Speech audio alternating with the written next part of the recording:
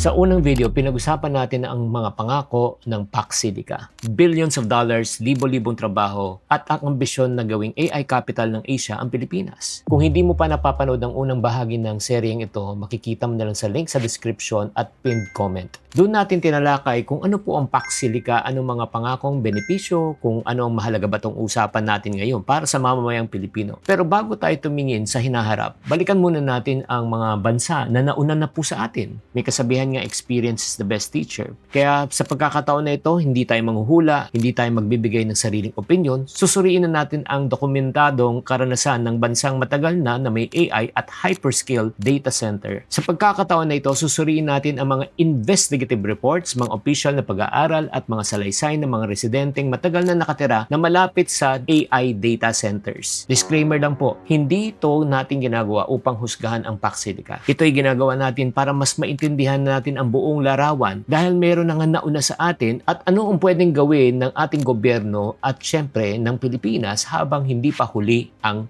lahat.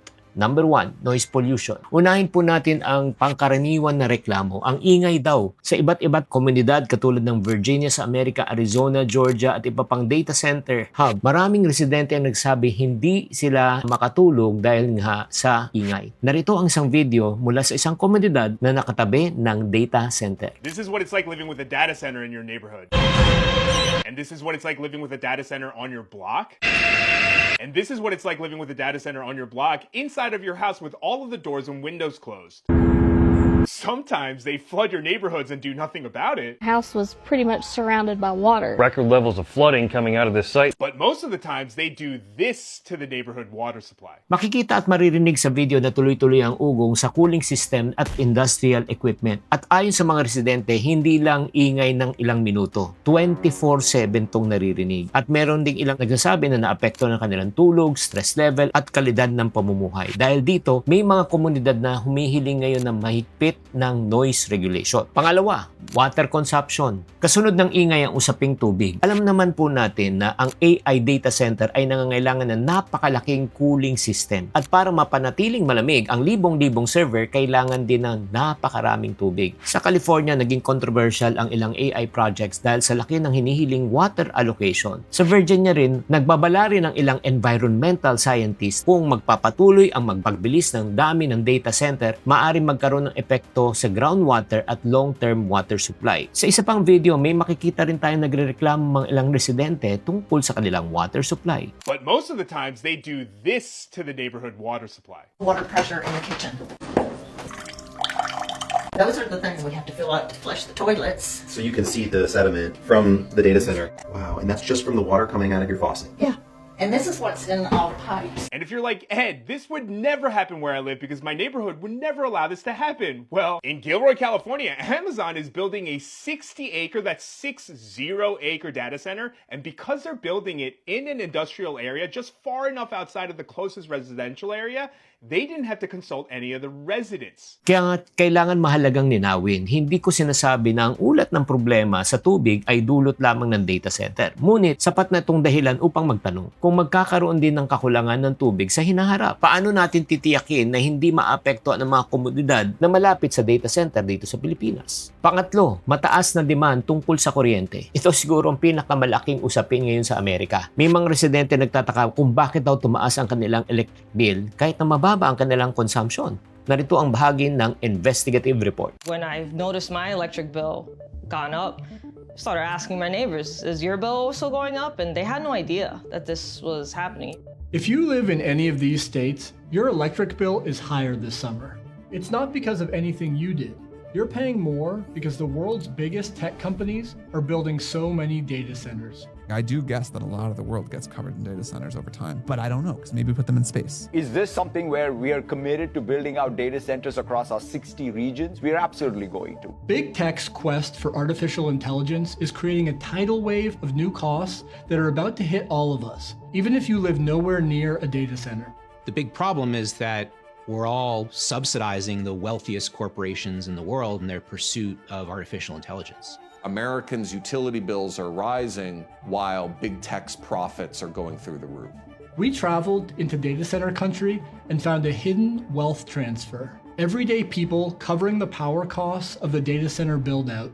Companies like Amazon and Meta striking secret deals with utilities. It's all proprietary. It's all behind non-disclosure agreements and blacked out documents. And lobbying for a system that leaves all of us footing their bill, unless we do something about it. So I've always paid attention to my electric bill mainly for environmental friendly reasons. I wanted to make sure I'm not using too much light, and what room am I using the most light. Cassandra Linez lives in northern New Jersey. In July, she got an electric bill that caught her attention.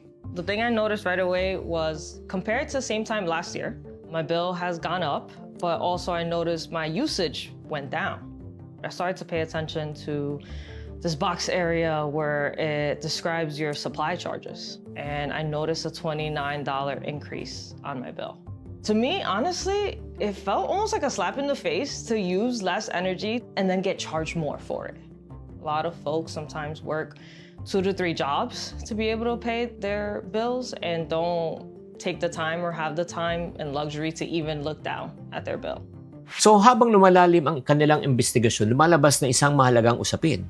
Habang dumarami daw ang AI data center, mabilis din ang tumataas ang demand ng kuryente. 2025, the tech industry is expected to spend about $475 billion on data centers, up 42% since last year.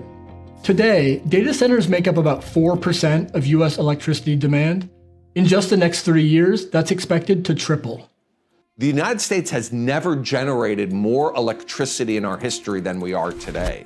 The problem is that data centers are bursting through the envelope of energy demand. So, sa ikalawang bahagi ng ulat, ipinaliwanag din kung paano nagkaroon ng malaking pagtaas ng presyo ng electricity capacity sa ilang bahagi ng Amerika. At ayon sa Independent Market Monitor na binanggit sa report, malaking bahagi daw ng pagtaas ay inuugnay sa, again, paglaki ng demand ng data center. Again, the principle of supply and demand. Kung malaki ang demand, kung supply ay maliit, tataas po ang presyo. Pero ito lang po, ulitin ko, magkaiba ang power market ng Amerika at Pilipinas. Pero again, hindi ko sinasabi na ito rin ay pwede mangyari sa Pilipinas, pero ito nga ang siguro malaking katanungan. Handa na ba ang ating power grid? At kailangan ba natin ng bagong substation, transmission lines, power plants, o baka paano natin masiguro na hindi rin tataas ang presyo ng kuryente pag dumating ang mga AI plants dito sa Pilipinas? Pang-apat na mahalagang pag-usapan, air pollution.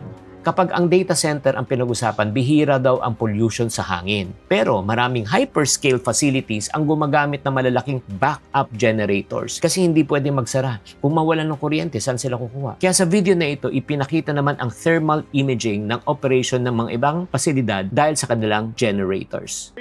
They didn't have to consult any of the residents. They say they know at this point they probably can't stop this data center. And if you're like Ed, if they're building it just far enough outside of the reach of residential areas, then it should be fine, right? Nope, because they're illegally and secretly building power plants inside of these data centers. This is what it looks like in a standard drone shot, but watch what happens when I switch to thermal. Wow. Those smokestacks that you see, they're literally built to disperse pollutants into the area. That's why even though you don't actively see smoke coming out of those smokestacks, under heat, you will see that they are actively burning pollutants into the air. And it's crazy that Lee Zeldin, the current head of the EPA, the Environmental Protection Agency, when he took over office last year, stated that he was boosting AI, the Environmental Protection Agency head, which has not only allowed this data center, but because these data centers require so much energy to operate, even Elon Musk's ex-AI data center in Memphis, Tennessee, was found that they were illegally generating extra electricity. Surprise, because they had secretly built an illegal power plant inside of their data center. See those smokestacks with all of those smoke coming out of it? And it's because the EPA Administrator Lee Zeldin has stated that he will not set national environmental standards for AI data centers, even though the EPA's own website clearly states that those emissions have serious health and environmental impacts. And again, on the EPA's website, that are not limited to the area immediately adjacent to the plant, but because air pollution can travel over long distances, the impacts of power plant emissions can be felt locally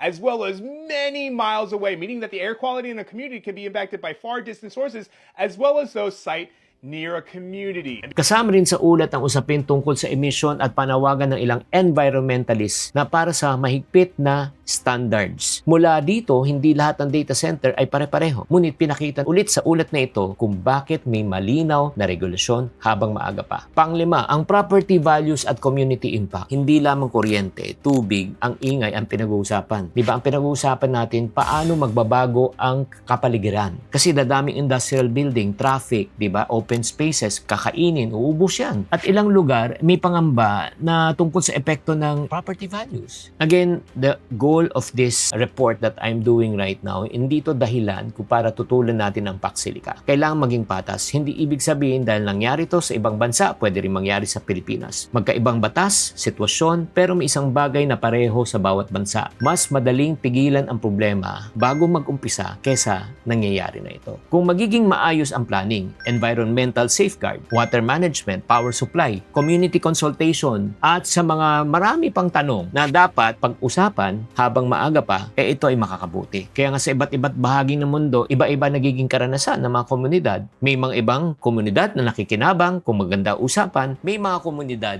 na napeperwisyo dahil hindi nga napag-usapan. Ang tanong ngayon kung maganda ba ituloy ang Pax Silica dito sa Pilipinas o hindi. Siguro mas mahalagang tanong ay ganito. Ano ang mga hakbang na dapat gawin na ng ating gobyerno at mga namumuno para hindi na maranasan ng bansang Pilipinas ang naranasan ng iba? Sabat pa ang batas? Handa ba ang power grid? Paano mapoprotektahan ang tubig, kalikasan, environment? Ano ang magiging papel ng LGU? At higit sa lahat, paano natin sisiguraduhin na habang umuunlad ang teknolohiya, hindi naman maiiwan ang kapakanan ng ordinaryong Pilipino? Ito po siguro ang tanong na marahil na hanggang ngayon wala pang malinaw na sagot. Ikaw, ano sa palagay mo? Handa na ba talaga tayo at nasagot na ba itong mga tanong? I would like to hear your opinion. Please type in your opinion in the comment section para matuto rin ako kung ano pa ang hindi natin nakita sa editorial na ito. Chinky Tan, with over 6 million Facebook followers, 2.8 million YouTube subscribers, and 2.4 million TikTok fans, is now all out to share with you the most practical,